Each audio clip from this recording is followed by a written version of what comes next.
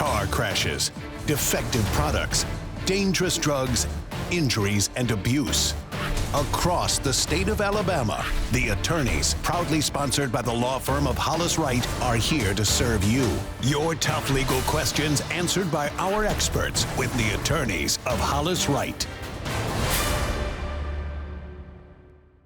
Welcome. Thanks for joining us. You're watching The Attorneys. I'm Art Franklin. And on this edition of The Attorneys, we're talking about what not to do if you are arrested. We're going to dive into that in just a moment. But first, I want to remind you that attorneys at Hollis Wright are standing by right now to take your calls, your questions. All you have to do is call 1-844-LAW-TALK. That's 1-844-LAW-TALK. Your question will be answered. It is free and it is confidential. So let's dive right into this. And Josh, we've got a couple of special guests with us. John Lentine and also Anthony Bowling from Sheffield and Lentine, excuse me. John's been on the show a bunch, and so we're super excited to have them on to talk about criminal process. Let me tell you a fact that I learned in some of the pre-production material that these guys provided us. There are 125,000 people that are arrested in Alabama yearly. That's a much bigger number than I would have anticipated. About 36,000 of those, so almost 30%, are arrested in Jefferson County. And so we're going to dive into that today. These guys are experts in this area, and we're going to be talking about both what not to do so you don't get arrested and what happens if you are, unfortunately, the circumstance of an arrest and where to go from there. So first of all, congratulations for all the work you guys do, and thanks for being on the show. Thanks, Josh. It's a pleasure to be here. You know, I think we've been doing this together for almost close to a decade now, so it goes by quick. But well, you know, and you've had new people on the show. Yep. We got someone new on the show today, and let's just maybe a little introduction about kind of what you guys do. Sure. And Anthony's role at the firm and all that good stuff. Sure. Sheffield and Lentine is a criminal defense firm primarily. We do probate work, a little probate, a little family law, some domestic, and a little civil, but we're primarily known as criminal defense lawyers representing people for federal charges, state charges, municipal charges, a variety of things from trial to through appeal. Anthony is our senior associate. He's been with the firm how many years now? 7 since I graduated, 9 total. Yeah, so you know we were very lucky to have him. He clerked for us, and you know that sometimes if you bring in somebody who clerks for you, you can see talent, and we saw it immediately. So we were very blessed and fortunate to have Anthony stay with us for this long, and he's now our senior associate and does a fantastic job. I've gotten to try 3 or 4 cases with him, 2 last year, and he's done a great job for us. And this is his first time being on the show. So, and thanks for having me. Absolutely. Well, and tell us a little bit about, like, how did you get into this area of the law? I mean, was it, and sometimes lawyers will say this, that, hey, it just happened to be where I clerked, that's what I was passionate about. But how did you get into this area of the law? Because not everybody can do criminal defense, and it's a skill. That's an element of it, right? And this may be more personal than you're looking for, but my own father had a brush with the criminal justice system, and that's what opened my eyes to it. You know, he's been through the entire process, like arrest down through the Department of Corrections. So I have a very different view than most people that go to law school have, especially in regards to the criminal justice system, right? And that's not something, you know, that I'm averse to sharing because it's part of my history, right? It's part of who I am and how I got here. It's that people aren't the worst thing that's ever done or the worst circumstance that they've ever found themselves in. And I think that needs to be shown. Sometimes I have found in the practice of law, and this is a great story, context is what drives us to be in certain areas of the law, and that's a great example with Anthony's story. It's a great story. And should we go right into the subject matter? Let's do it. Here's the situation, and we hope this never happens to you, that you aren't arrested, but it does happen. And when it happens, what's the first step? Well, you know, we talked about, and you brought up, Art, that what to do or what not to do. And the easier things to say to what to do is first is comply. If the officer's going to arrest you, whether they have a warrant or not, comply. It's not helpful to resist or question or whatever. What I would suggest you do now is take out your cell phone and record what's going on. You have a right to do that. The other thing that people don't seem to understand is if an officer is going to arrest you, you are not going to talk yourself out of being arrested. That's not going to happen. So what not to do is to share any more information that's absolutely necessary in the sense of who you are, those information maybe about what your date of birth is. But other than that, you're not under any obligation to continue to talk to law enforcement. And when you're being arrested, the easiest thing basically to do is to acknowledge that aspect of it. If you begin to be questioned, you can simply tell the officers that you're not going to answer any questions at this time without an attorney present. And that will end any questioning at that point. So a lot of it is just some common sense things, but the problem is people think that they can talk themselves out of anything, and they can't. That's why the most important thing to do is contact a lawyer immediately, and not to give law enforcement any other information, because quite frankly, if they're arresting you, they've already made up their mind that you're guilty.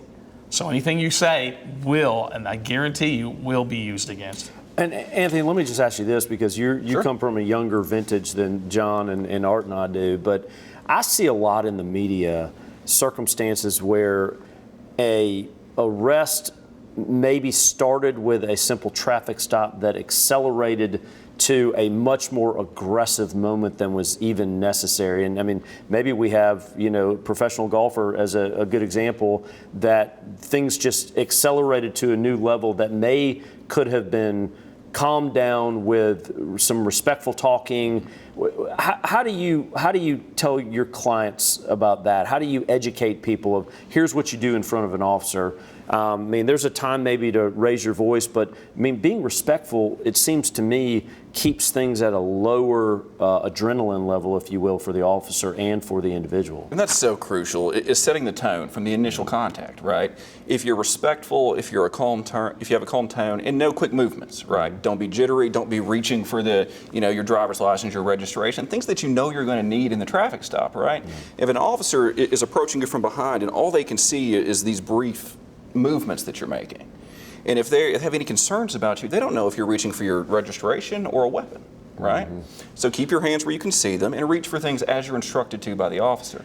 And if things do take a turn, let's say that things get a little bit heated, you have to look for the first opportunity to de-escalate. And that should be with the officer, right? They're trained to do that sort of thing. But we can't assume. We have to take those opportunities as they present themselves. Yeah, I know we're getting ready to go to break. When we come back, though, Art, I do want to ask the guys about, hey, if you find out that there is a warrant out for your arrest, and that can come in a lot of shapes and colors and sizes, could be as simple as you missed a court hearing, but if you find out there's a warrant for your arrest, does that guarantee mean you're going to be arrested? What do you do at that stage? Those are some things we need to talk about. All right, we'll put a pin in that right there, and when we come back, we'll talk about that. That's the first thing we'll take up. But want to remind you to follow Hollis Wright on all the social media channels, on Instagram, on Facebook, on X, which was formerly known as Twitter, of course. Follow, share, like, and you can get some really useful information on the social media platforms of Hollis Wright. And of course, as always, those lawyers are standing by right now to take your call. It's 1-844-LAW-TALK, 1-844-LAW-TALK. It's a free, confidential call. Anything you want to ask, they'd love to hear from you. We're going to take a break, and we'll be back with the attorneys right after this.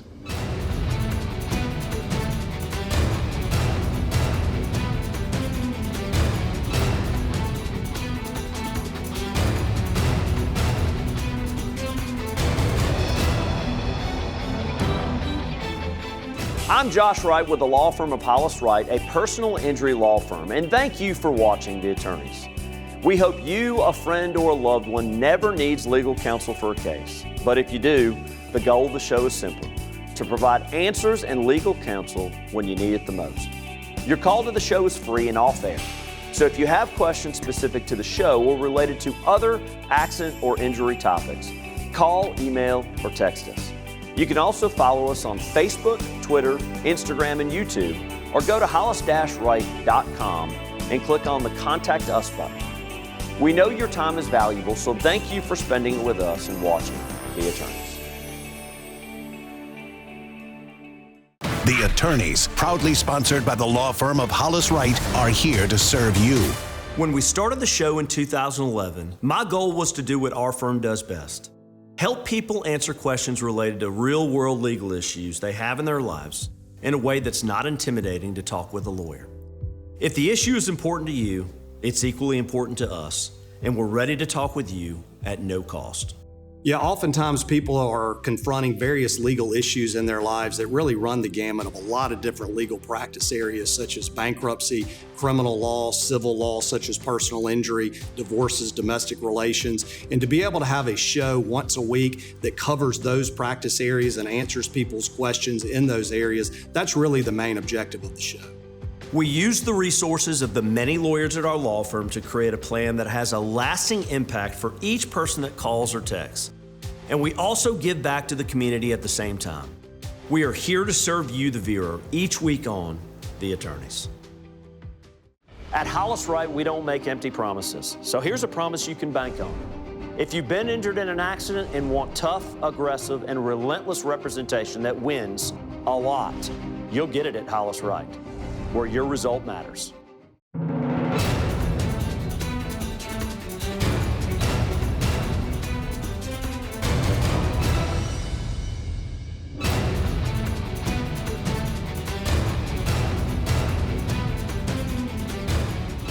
And we welcome you back to The Attorneys, where your legal matters matter to us. On this edition of The Attorneys, we are talking about what to do or what not to do should you get arrested. We hope that doesn't happen to you, of course. Also, we've got you covered on all the social media platforms, on Twitter, which is X now, Instagram, and Facebook. Follow Hollis right there. And also, there's a QR code on the bottom of your screen. Go ahead and scan that. We're making it very easy for you to reach someone at Hollis, right? But we're talking about this, and we put a pin on warrants. Yeah, I wanted to talk a little bit about that. We get calls all the time from former clients that say, hey, look, I've learned there's a warrant out for my arrest. What do I do? Does it guarantee mean that I'm going to be arrested? Do I go to the police station? How do you guys respond to that? When a person calls and say, I think I have a warrant, the first thing we want to do is call the warrant detail of the county or the municipality and find out, one, is there a warrant? What's the charge? And is there a bond? And what the bond amount is. Because, a lot of times when people call the warrant detail, they're not going to tell them if they have an active warrant because they're actively looking for them. Yeah. So it makes so much more sense to have, if you think that you have a warrant, to call an attorney, let them find that out. Once that's determined, and if there's a bond, then they can be prepared to make a bond in the sense that when they go to turn in, that either a bondsman or somebody with property will be there at the same time. So when they turn themselves in, the bond process is being done, and they can go in, be fingerprinted, photographed, bond is made, and then released.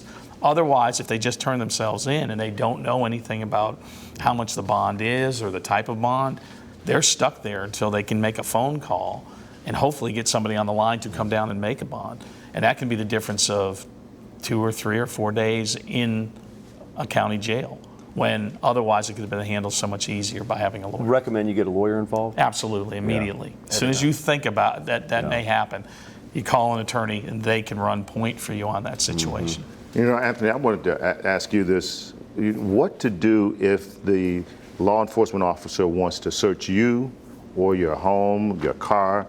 What's the situation with that? Well, you have a Fourth Amendment right to be secure in your person, your possessions, your home, right? And so if they want to overcome that right, they got to get a warrant. And so it doesn't make you a rude person. It doesn't make you a bad person to say, listen, if you want to search me, my possessions, my home, you need to come back with a warrant and you need to do it the correct legal way. Right, and that's what I advise. If they have some reason to believe, some articulable suspicion that you've done something wrong, then a warrant should be no problem. Otherwise, if they don't have that, then I'm not sure why you would need to talk to them. Yeah, and that raises another issue. Art asked a great question. What about, detective shows up at your door? Like we hear about this stuff happening. It doesn't just happen on TV like it really happens where they're doing an investigation or the FBI shows up, and they just want to ask questions. I mean, what responsibility do you have to answer those questions without a lawyer? When do you get a lawyer involved? Those types of things. Yeah, I would, I always tell people, if the police call you or come to your home because they want to have an interview, unless you've applied for a job, you don't need to be having an interview. And the way I look at that is this: you have no responsibility to talk to law enforcement. They can knock on your door and say, we'd like to talk to you. And as soon as you start asking questions, the sooner you open yourself up to be, to them responding, you responding.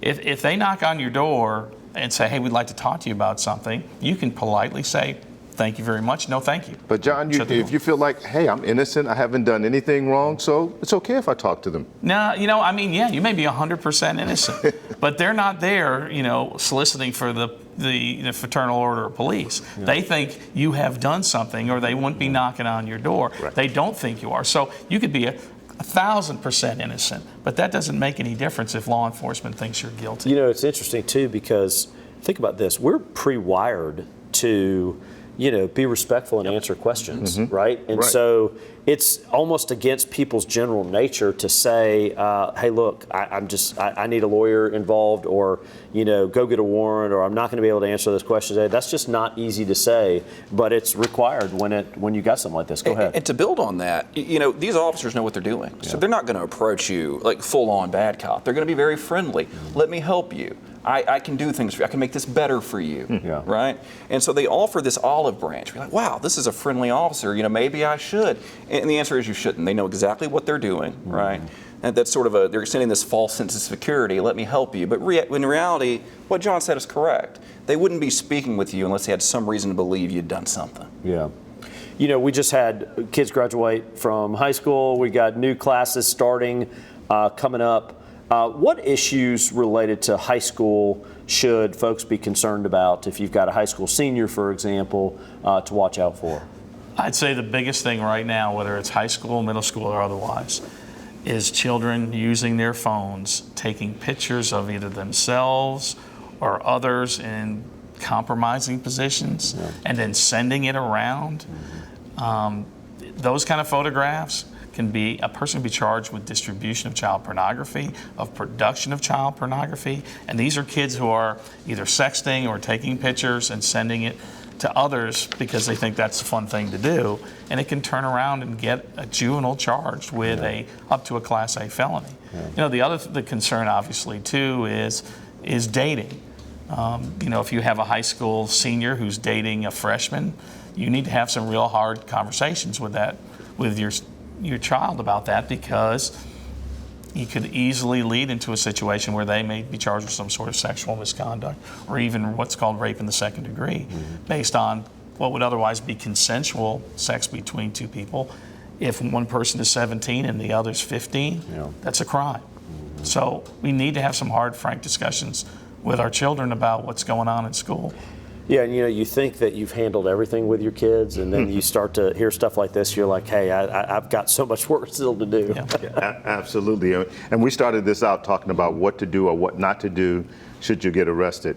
The other step in that is bail or bond. If the arrest happens, how do you work your way through that? Well, first of all, you have to find out what the bond amount is, and then there's various ways to make bonds. Some bonds are low enough, depending on the amount, that you can do what's called a recognizance bond, where you can just sign yourself out, where you're promised to go to court.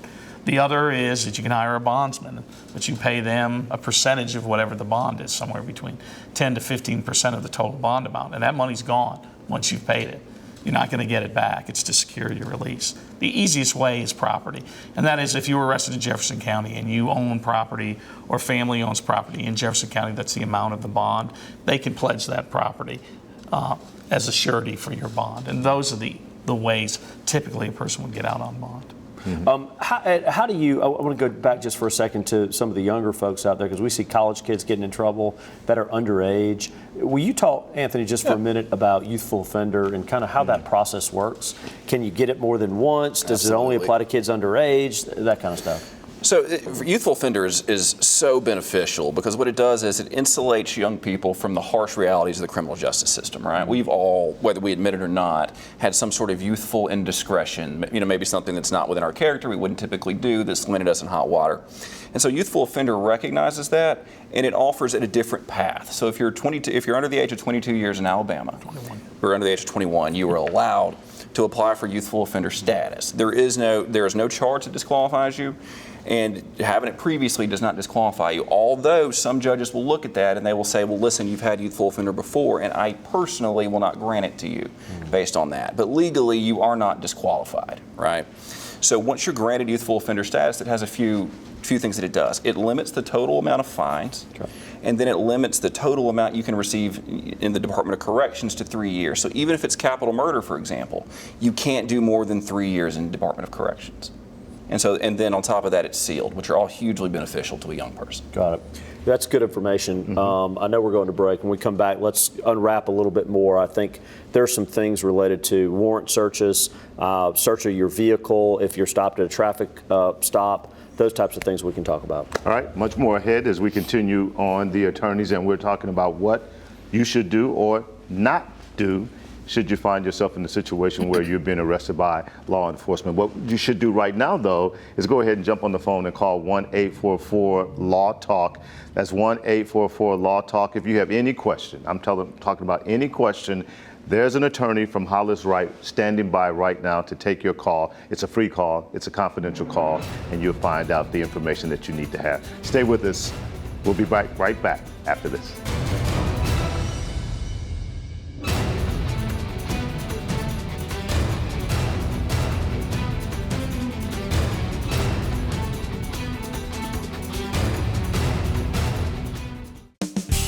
Thank you for watching The Attorneys each Sunday night, where we come to your living room to provide free legal advice in a confidential, off-air setting. Unfortunately, with the number of calls, texts, and emails that come in during the show, we can't always get to everything. But know this, Hollis Wright is open all week long. You call us at 844-LAW-TALK and we're going to answer your question for free. Thank you for watching The Attorneys, and we look forward to seeing you and talking to you soon. Did you know when you hire Hollis Wright, you are still in charge of your case? Our attorneys at Hollis Wright are client-centered, allowing you to help us control your case and result. At Hollis Wright, your result matters.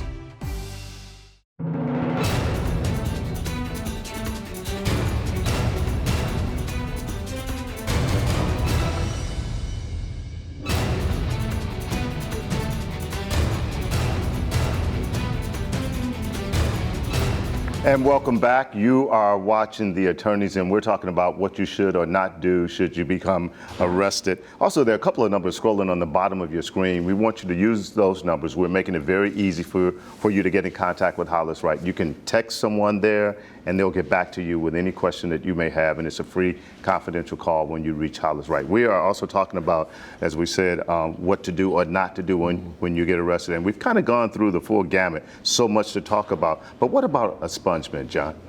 Well, I'm going to let Anthony take that because he does a lot of expungement work for the firm. So expungements, before last summer, I think it was July of last summer, before then, the only way you could have a charge expunged is if you were found not guilty, it was no billed by the grand jury, or dismissed with or without prejudice.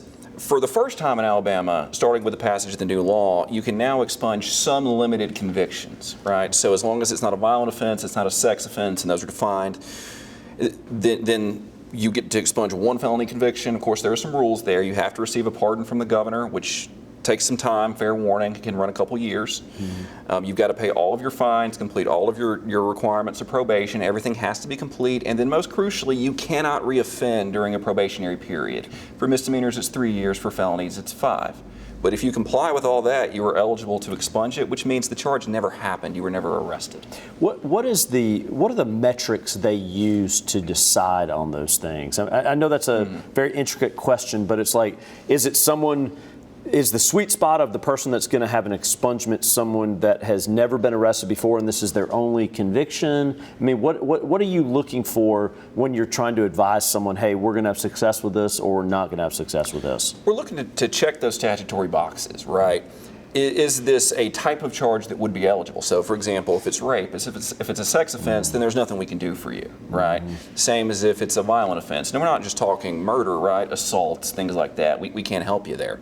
But if it's like, let's say, a theft of property, right? Something that's nonviolent, non-sexual, absolutely. And then the second thing we look for is the period, like your behavior, your run-ins with the law after the fact. If you've been clean through that period, then you're a great candidate. Yeah. And especially your first expungement should be granted without much trouble. And think about this, Art, it's super important. Like, you know, you have a felony on your record, certain misdemeanors, that impacts employability, your ability to meet regulatory requirements to drive a commercial vehicle or a forklift. I mean, there are so many things that a criminal record can impact. So having guys like this be able to go in and advise on whether expungement is viable or not, and try and start that process can have a major impact, especially if you meet the metrics of those things that you have to meet in order to be eligible for it. And before you get to your next question, when I'm thinking about expungement and trying to get rid of it, it didn't happen because of the digital imprint of today's society.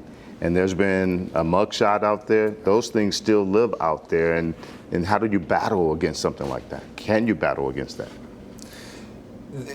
Without specifically endorsing any particular company, right? The expungement statute doesn't address the media, right? Which obviously has a different set of rights than an individual, right?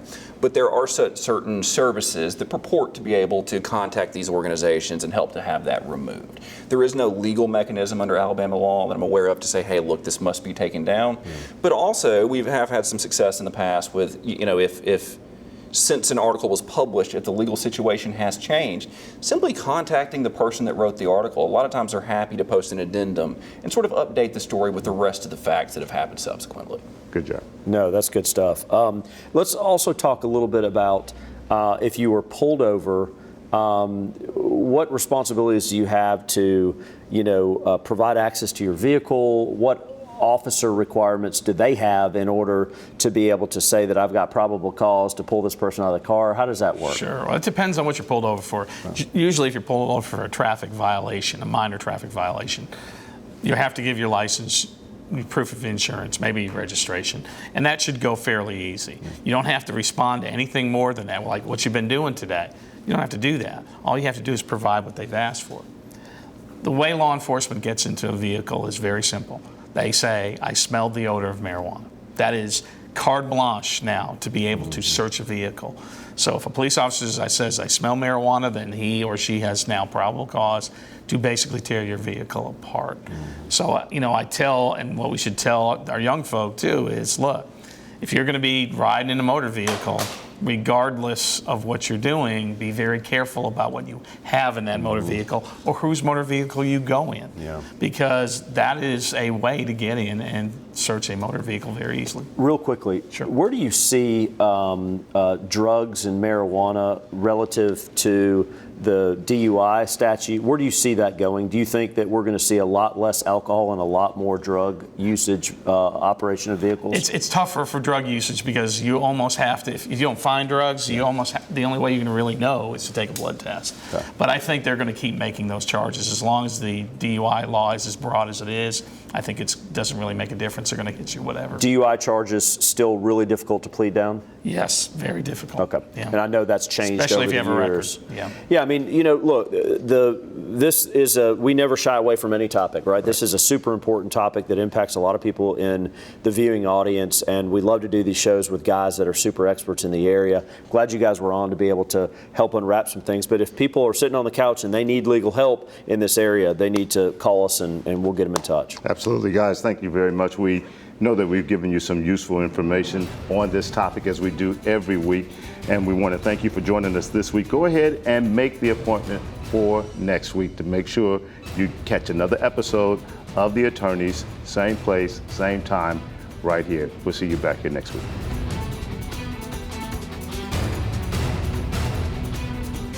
Thanks for watching The Attorneys, sponsored by Hollis Wright.